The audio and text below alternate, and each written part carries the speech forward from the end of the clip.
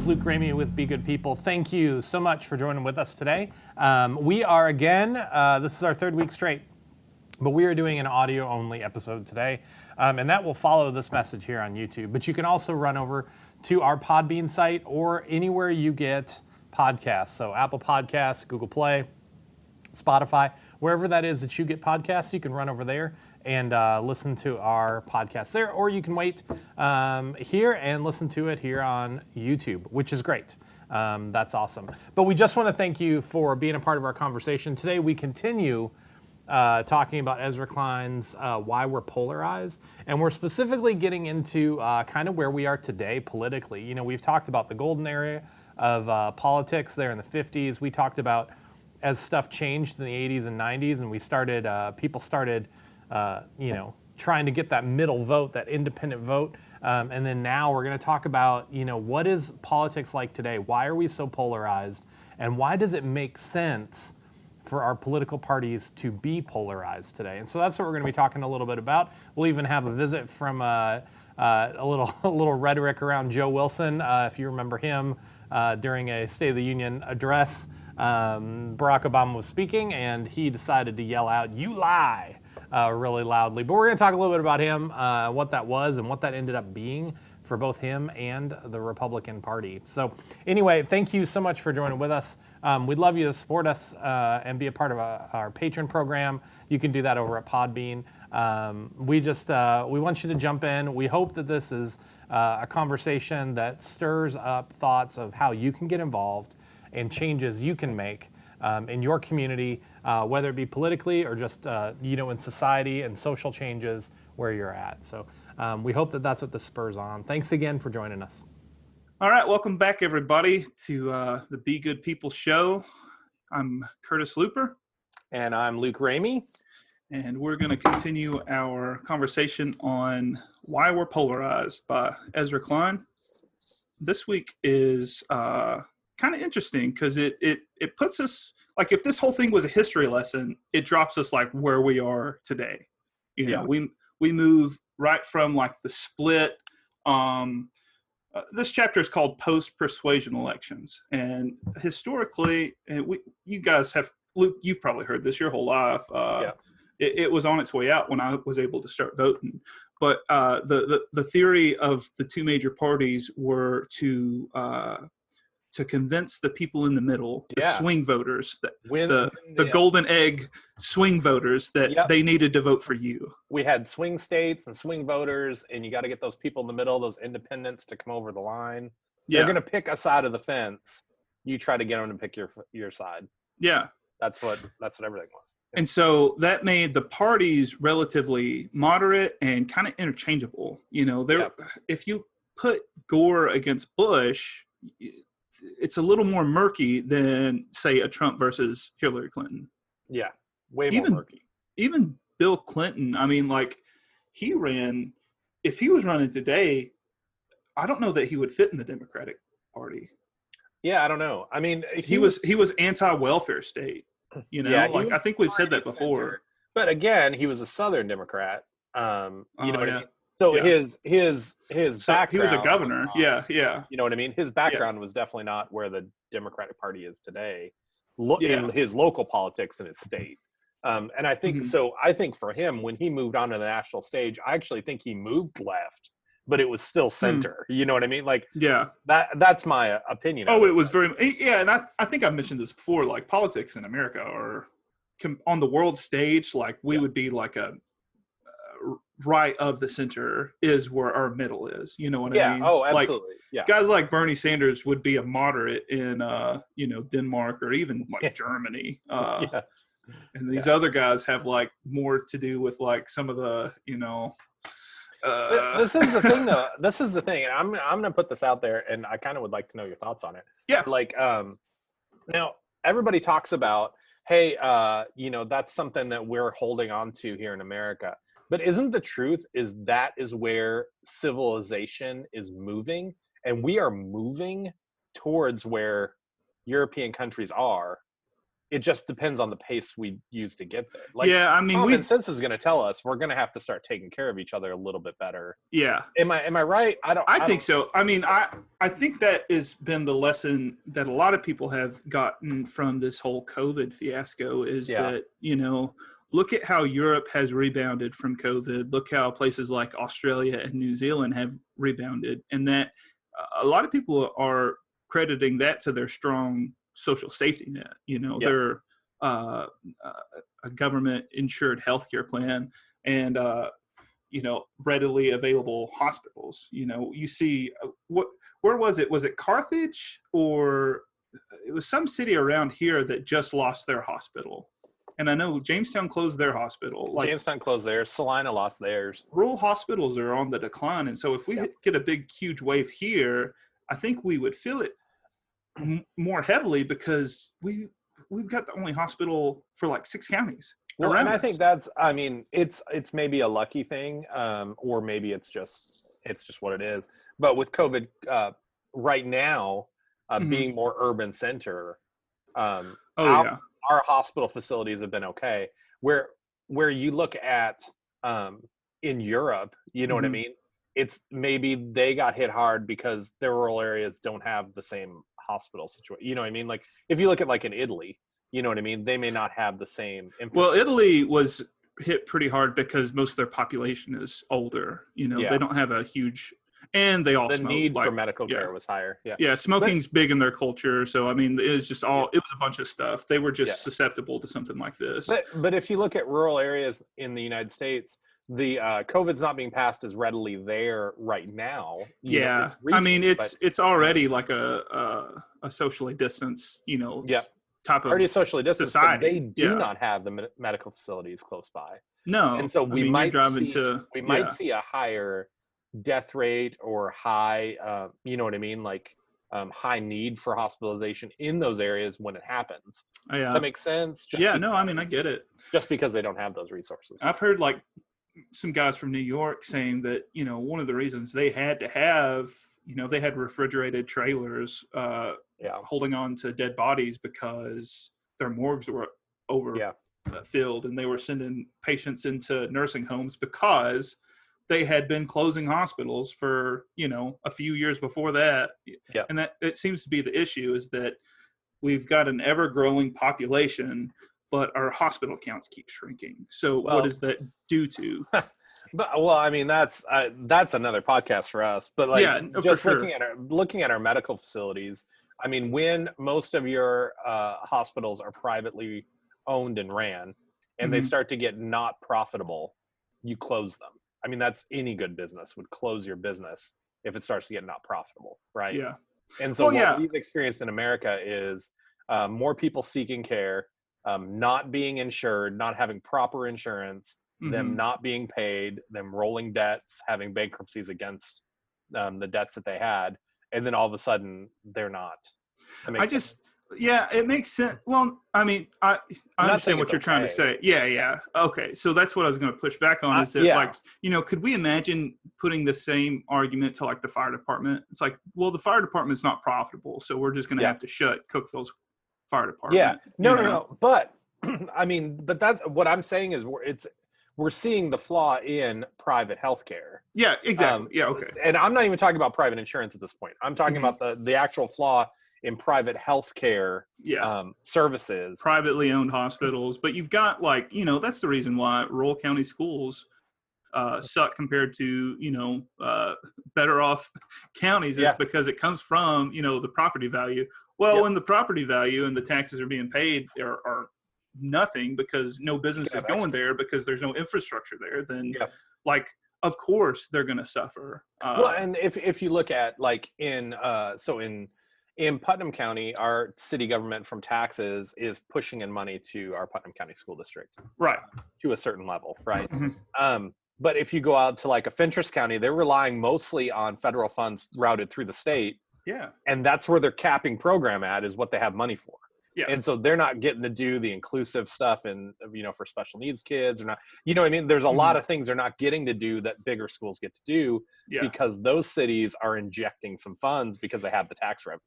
You remember last episode we were talking about those, identity memes, identity media, where it's like only 90 kids will remember this, and it was like only 90 kids will remember this, and it was like the projector with the light bulb and it reflects it, and like those little like you'd sit on these boards with wheels on them and scoot and stuff, and it was like, why do you think this is a 90 kids thing? Like schools don't buy new stuff. Like this is a 70s, 80s, 90s, 2000s kids thing,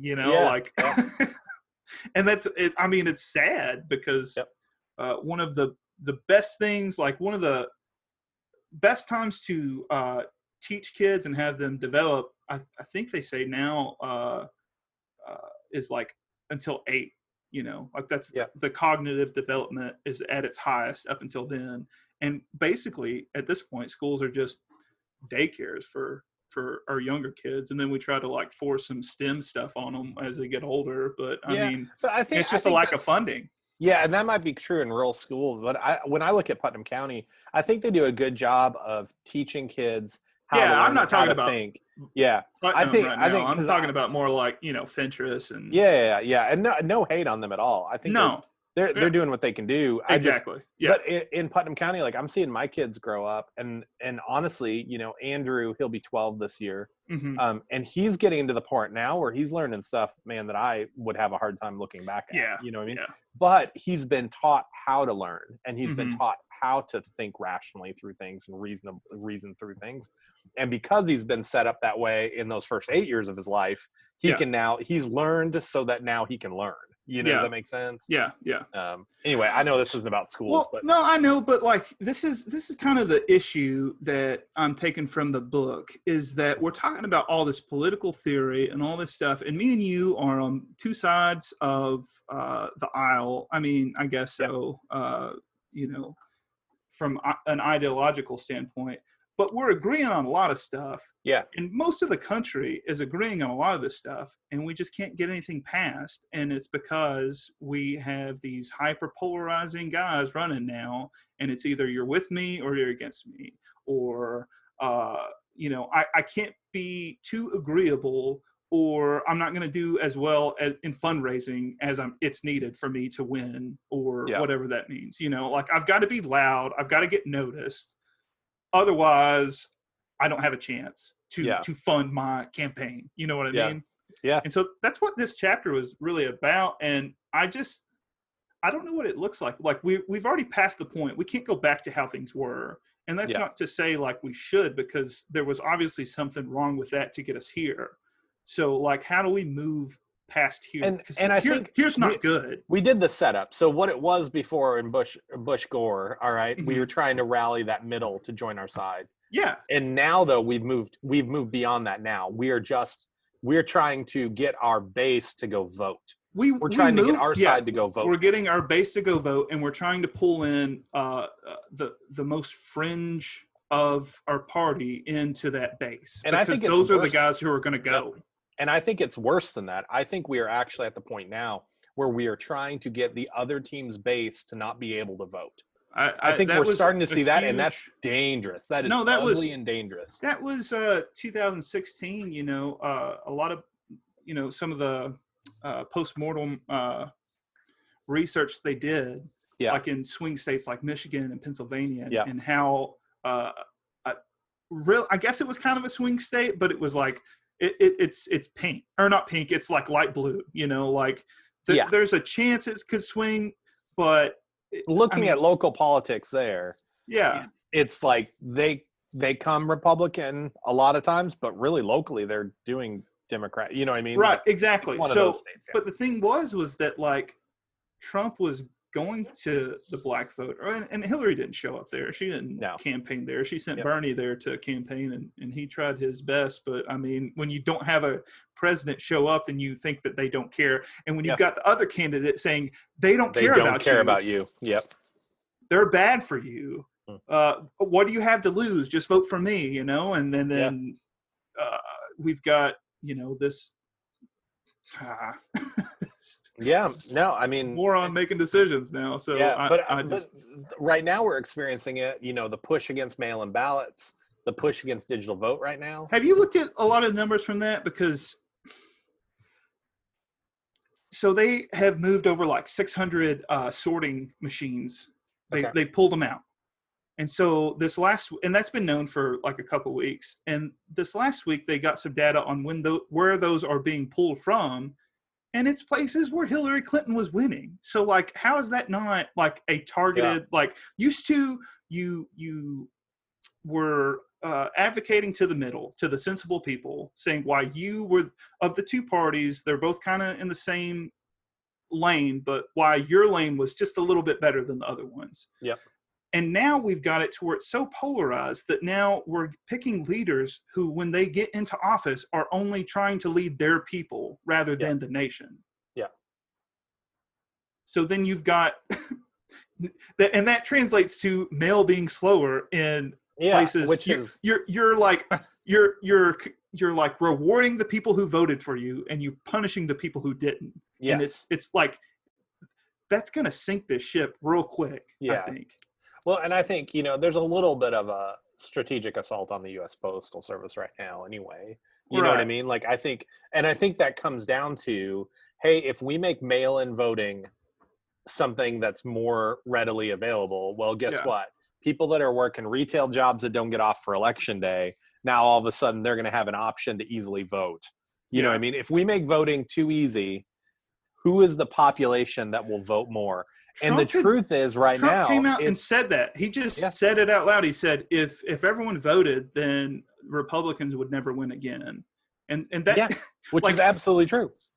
But that means like, okay, so do you adapt to that, or do you just like choke out, you strangle the streams of democracy? So I just don't know and how I that think makes sense. I want to say, I think it's true that Republicans would never win again. Mm-hmm. I don't think it's true that conservative ideas would. No. I want to make a distinction there. He was pushing, like Ezra in this chapter was saying that parties have become very weak. Like the Republican Party, no one thought they were going to survive post-Trump.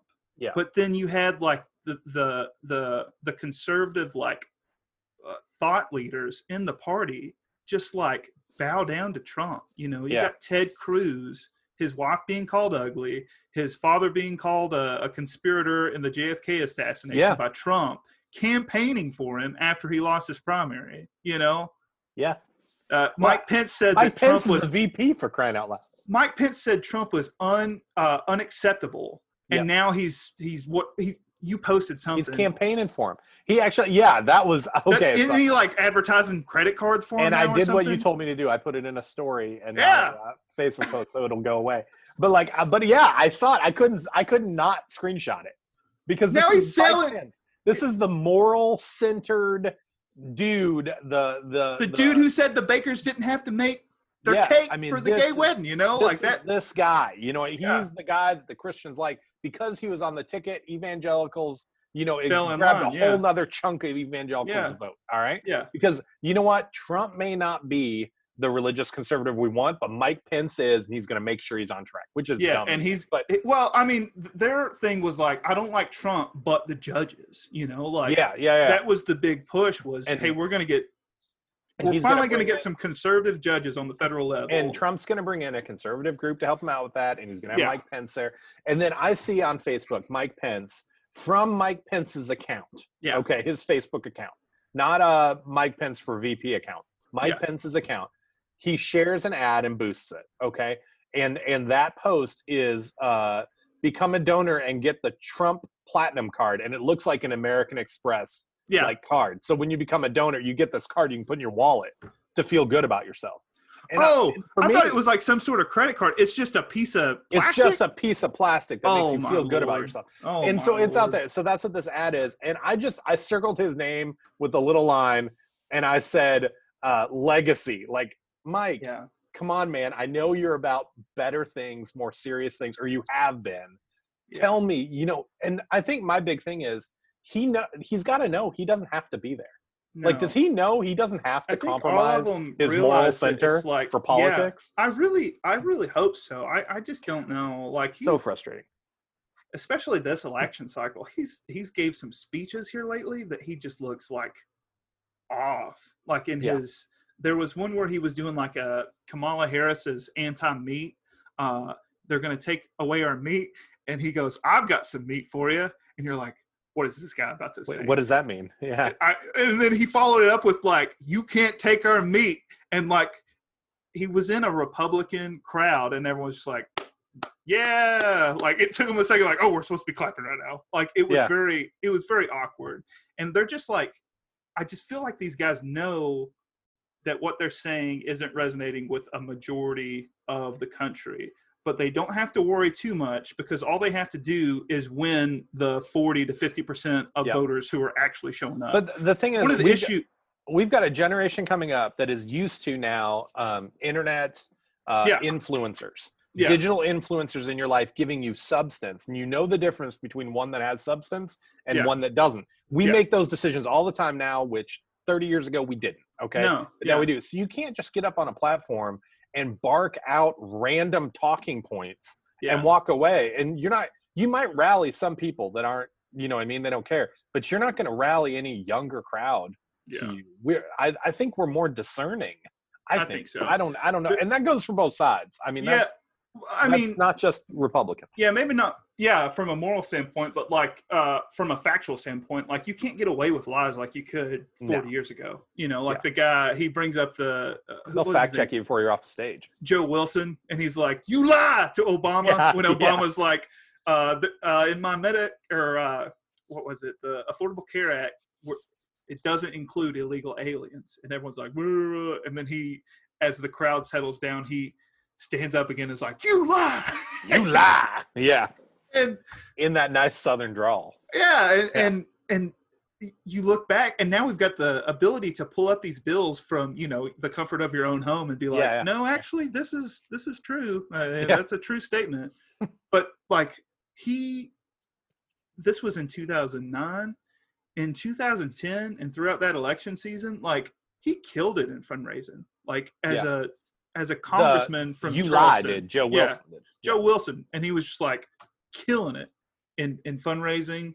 And he spent and earned so much money through donations across the country. And ultimately, that did nothing except divide the population. And he won by the same margin that he did before that outburst. to no benefit, but so he's just financially spent more money. That's what it was. He's just it's a bigger operation for the same results. So, but at the end of it, like society as a whole in this country is the worse off for it because it's pitting off people against each other. You know, I've got to believe this guy because he's Republican, or I don't have to check this. I just am going to believe it because, and I don't like, that's not to like shame people. Like a lot of people don't have time to read every bill that gets passed, but like when it's something that is this contentious, I think it's, we've got a population or a demographic coming into voting now that are going to be like, I'm just going to check this, you know? Yep. Oh yeah, no. And people fact check everything now. Yeah, man. And that's, I talk to people all the time where I'm like, do you remember when we could have a conversation about something and us not know it?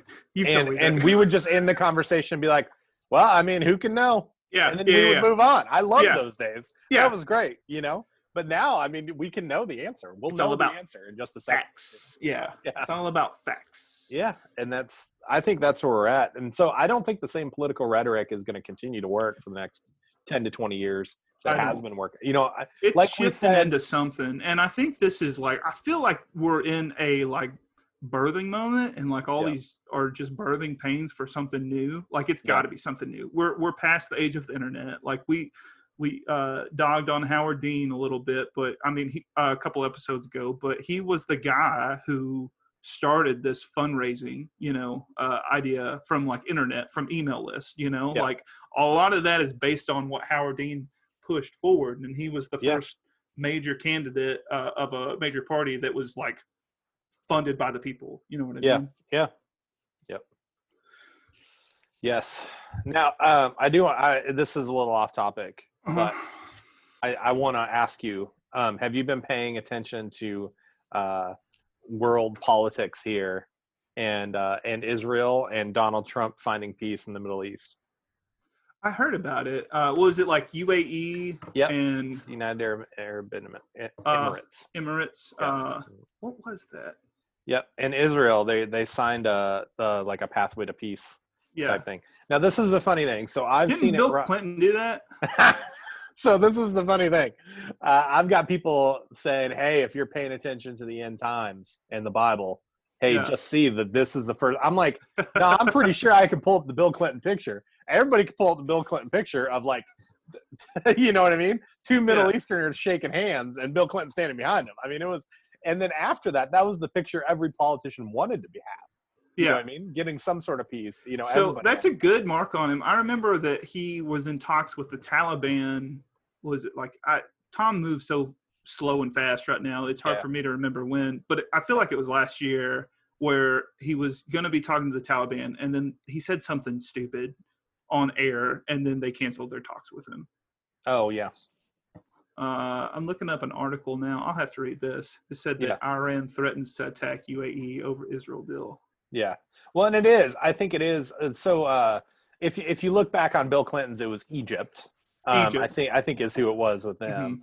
And then you look at and then other President Bush worked on one, but it was a different group. It was not Egypt or UAE. It was somebody else as well. Jordan, I think actually.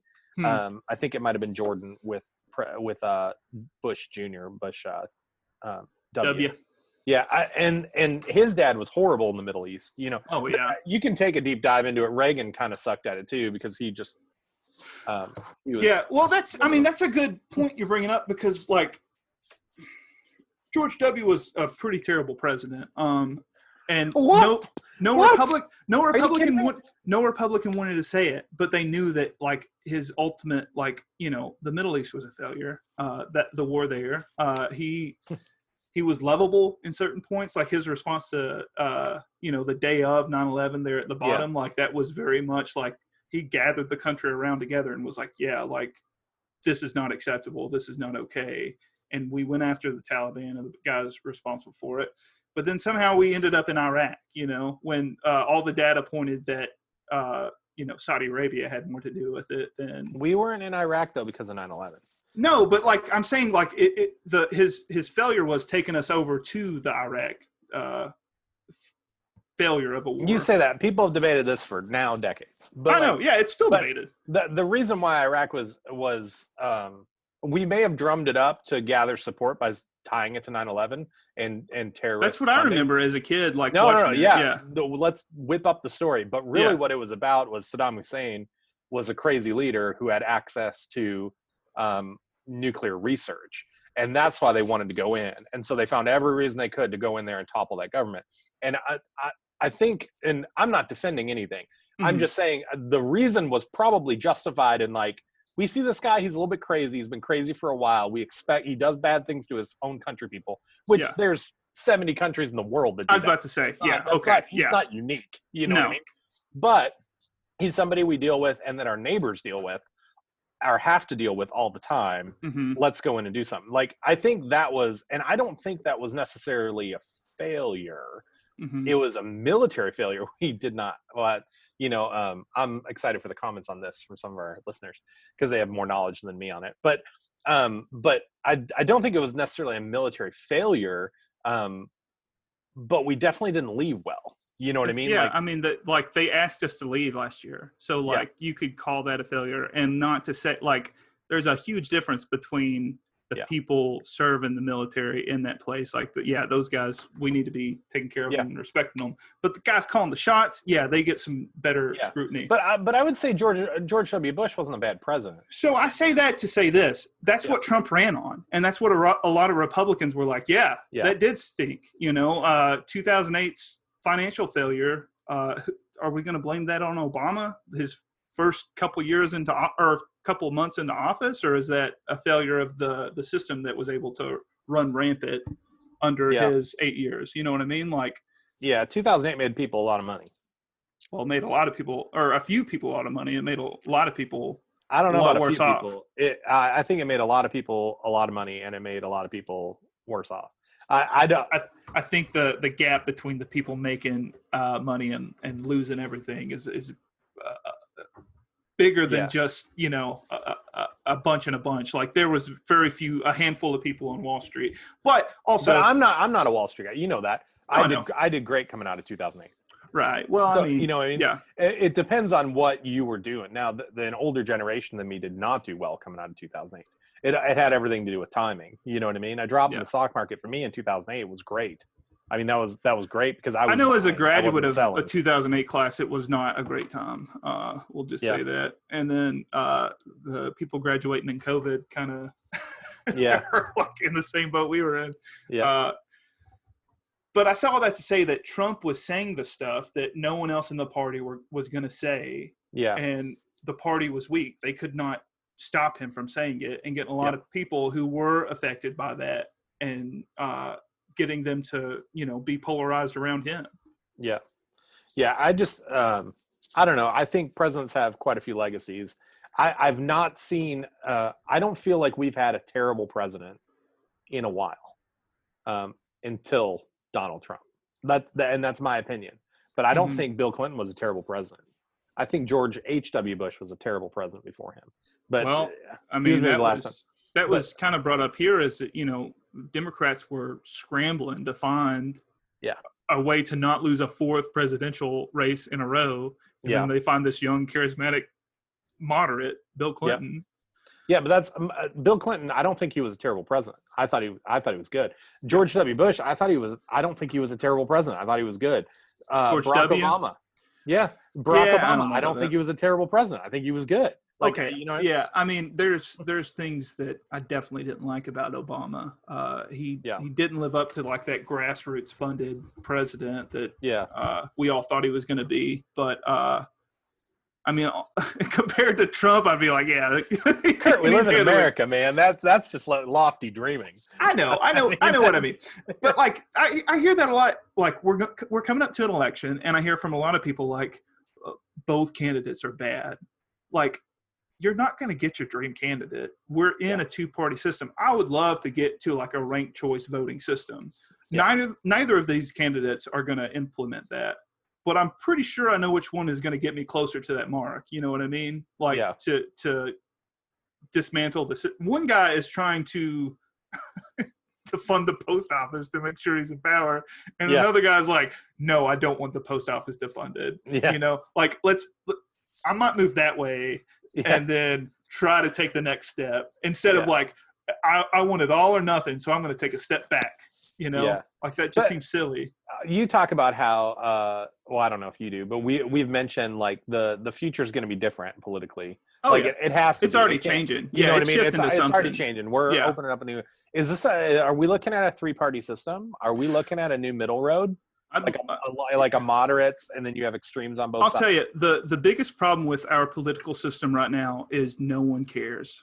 And there's no clear mandate of the people. There are, if Hillary would have won, we were going to be ruled by a minority of voters. I think there was a graph that came out a couple of years back, and it was saying that if no vote was a candidate, they would have swept the country in the biggest historical win that we, ever, like in the history of the country. Yeah.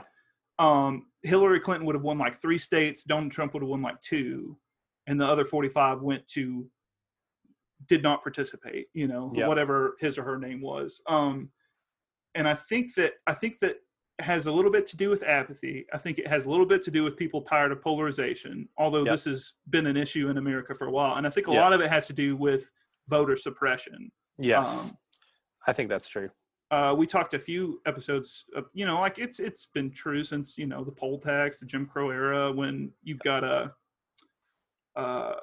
like in Alabama, places where you had like 90% black population, but they're 4% of the vote. That is nothing but voter suppression. Like there's no. But this is I don't know that there's anything else to call it. This is the thing. We can get more people to vote. Mm-hmm. The technology is in place right now where we can have more people vote. Yeah. The problem is we drum it up as, oh, it's not safe, it's not secure, there's going to be fraud. That's generally why we're not using some sort of broad digital vote. Because like right now we can get the opinion of everybody. Because even just using the Amber Alert system across the United States, we can ping every phone and we can have that require a response on their end. You know what I mean? So we could do a quick referendum if we wanted to. We just don't believe that wouldn't be fraudulent. You know what I mean? Suspect to, the FBI gets hacked. You know what I mean? Like, Yeah, no, I'm with you. Like, I understand that, but I really think I'm not much of a conspiracy theorist, but I believe, but but that's I bel always what every conspiracy theorist Yeah. starts with. yeah, I'm not a conspiracy theorist. Listen, I'm not But- crazy, but you gotta listen Yeah, here. I'm My not squirrels have cameras implanted in their eyes, and I'll tell you what, I've got documents to prove it. Oh gosh, now there's no way for me to not come off as a fool. But I think Mark Zuckerberg is angling for Facebook platform or his group handling an electronic vote for the. It would be dumb for him not to have funded preparation for that. I am sure that I'm sure that there is a he's prototype got a division sitting where he can push a button in a and- server somewhere. Yeah, and he's got it's all coded. Yep.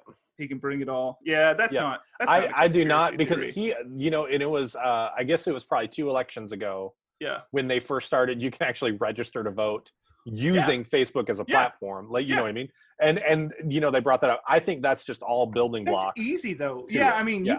you can register to you can get people registered to vote with a pen and a clipboard. Yeah, You know? yeah. Like that's easy. Just get a name and an address and send it in, Yeah. No, I was reading something, or maybe you brought this to my attention, but in some countries, it's not your right to vote; it's your responsibility. Like, I think in legally, Australia, you have to vote. I think you pay a fine if you don't vote. Yeah, So you can opt out of it, but you have to pay for that, you know. Yeah. And I think it's because they I'd have to check on this. I think that they require you to vote, but it's it's got a lot of funding going into it. So if you choose not to participate in it, they're like, okay, well then you'll help the machine go on by paying. It's a revenue stream. Yeah. But I think I'm not opposed to something like that, though. I'm not opposed to. But the thing is, though, what kind of elections are we going to have? We're going to have some. I think that there's a lot of sensible people not voting. I think we would have more sensible elections with that. Right now, you're just drumming up. The most people who were voting in the last election were voting because they were afraid of the other party. Yeah. There's a lot of people that I know personally who are very smart, like doctors and lawyers, who say, yeah, I didn't vote. I wish there was a party that represented me, but there's not, so I don't vote. Yeah. And that's where we are, I think that a required voting would have to come coupled with a multi-tiered party system, a multi-tiered ranked choice voting system. Where it's not first past the post. It's you're voting for your top 3. You're voting a 1, 2, and 3. Yeah. And then you feel like you're part of the process. My number 1 guy didn't win, but at least it wasn't my last favorite guy. And it also makes the result a compromise and not a loss. I think another thing it does, think that's there are still change. There's the compromise. I think America suffers from the highly individualistic mindset that a lot of European places don't. Yeah. Or countries don't have to suffer from. They've got a rich history of society coming together and working together. Yeah. America, we're just 500 years from, hey man, you're coming across to a new range place and you're going to make it as far as you can carry yourself. That's the history of America. So that's wagons west, right? Right. And if that was how this country still operated, then sure, that mindset is still valid. But we've got people being born here, and if I go to Oklahoma to claim some land, then it's probably already owned by somebody. There's little and there's other that mindset can be applied to other fields, not just land grabbing. But I think that the application to other fields has a bigger detriment than it did to. I mean, it had a big detriment here. We killed how many Native Americans? It's. From the implementation, there's been a big downside to it. Okay, I want to talk about one thing here. Yeah. I think we're getting close to a wrap-up. Sure. But I want to say this. So we were just talking about land grabs, all right? Yeah. Trump gets reelected. I know we'll cry, okay? But Trump gets reelected. Do you think in the next 4 years he could get a team on the moon claiming he owns it and then as the United States selling it off to corporations. Do you think it could happen? Moon dust is the biggest thing right now. Grab your moon dust. Trump moon dust. Trump Hotel. I want Trump a piece Hotel of that. Moon. Trump Moon Hotel. I want a piece of that. I've got a pretty bad Trump impression. Yeah. It doesn't. My Alex Trump Jones has a was pretty way bad better. Trump impression. I could. I don't Moon know. land grab.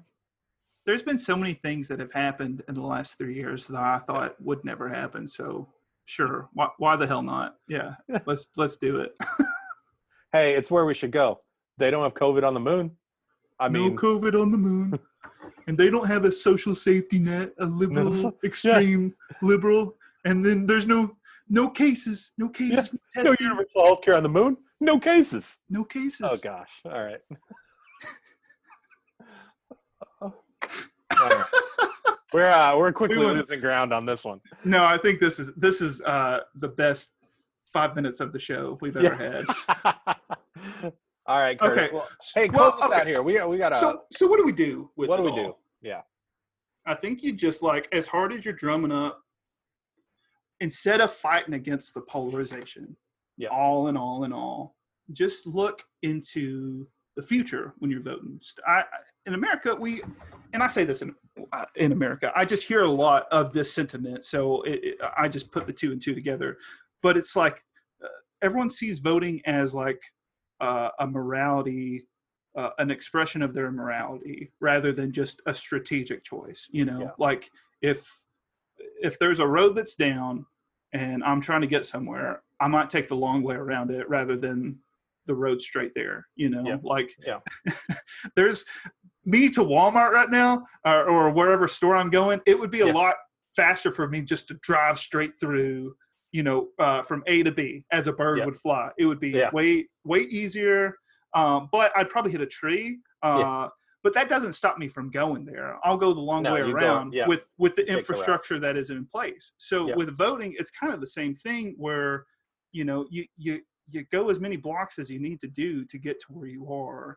And it is more of like phase 1, 2, and 3 rather than, okay, every 4 years it's all or nothing, and we ignore the the state elections, the county elections. We ignore all this. We've got cities of like 3,000 or 4,000 people with their leadership being decided by less than 300 people. Like that's a failure of the system. That's a failure of the electorate, I believe. I think that and I don't know if that's from suppression of like your vote doesn't matter and all this stuff, but like if you feel like the system is rigged, then your best chance is to overwhelm that system. And that means, hey, get 1 or 2 people more to vote. And I heard someone a lot smarter than me say it this way, is that you can get bogged down by like Joe Biden versus Trump, like it's hard to get someone to come out and vote for Joe or for Trump. I'm going to say Joe but if you find a local person that believes and is fighting for stuff in your community that is really going to resonate with people, if you get that person to go vote for them, more than likely they're going to engage in every other, race that's happening. So I think it's just us changing how we communicate to the people around us, if that makes sense. Yeah, I think you're right. So the more we talk about, and correct me if I'm wrong or if I've gotten on the wrong path, but the more we talk about local elections and get people interested in something they can influence change in, then they will also probably, they're more than likely and gonna do something that maybe their influence in change isn't as great, but they'll at least engage in the process. Yeah, and in that like mindset shift, we're also going to have more representation in the local level. So the voice of the people will be heard rather than a few super loud people being heard. We'll get away from this two-sided issue where there is a multitude of voices saying a few different things, and we're going to have to compromise to come in the middle of like 8 different things rather than be in the middle of 2 different things. Because if you're playing tug of war with 2 people, it's like, okay, I just don't want to play, but if it's like trying to come together within a community and figure out how we do better as a community, and that's just going to feed into the river, which feeds into, a bigger river. You know what I mean? Yep. Yeah, for sure. I'm with you. And I think that's good encouragement. So coming up to the elections coming up in the fall, or man, what are we, 8 weeks out or something? Yeah, it was less than 10 weeks, something like that. Is it less? I know we passed the 100-day mark. I think we're past the 90-day mark, or at least we will be when so this we've got the posts. election coming up. Your encouragement to people is, hey, find 1 or 2 people around you, get them involved in something local, so that they're coming out and voting. And I think that's great. My encouragement to people is to become a supporter of Be Good People over on our Patreon account. I definitely want to get that in before we close. I'm just kidding. But we have had some great discussions on our Zoom calls with patrons, and that has been fun. And so I want people to come and be a part of that, just to been a lot of be part fun. of that. That's been a blast. And so Mm-hmm. I don't know. That's been one of the new great things about Be Good People in general, and the show has been kind of that interaction with the people that jump in the conversation with us. I've loved that. Some of them are friends that I've known for a while. Some of them I've never met before. But either way, I've just really enjoyed that interaction. So if you're out there and listening, please interact with us. Reach out to us. We love to talk about this stuff more than we love doing the show.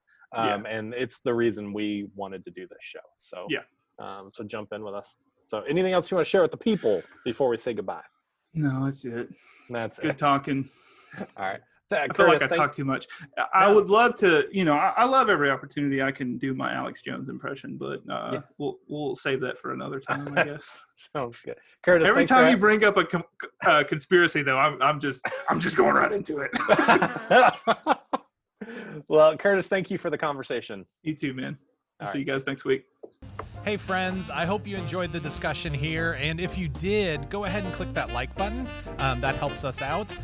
Also, if you're not a subscriber, you should be. If you subscribe and hit the bell, then you get a notification every time we post new content. That way you can stay up on all the discussions we're having. If this conversation resonated with you, maybe share it with a friend over on social media. And also, we've got some other videos, so feel free to check those out and join in anywhere.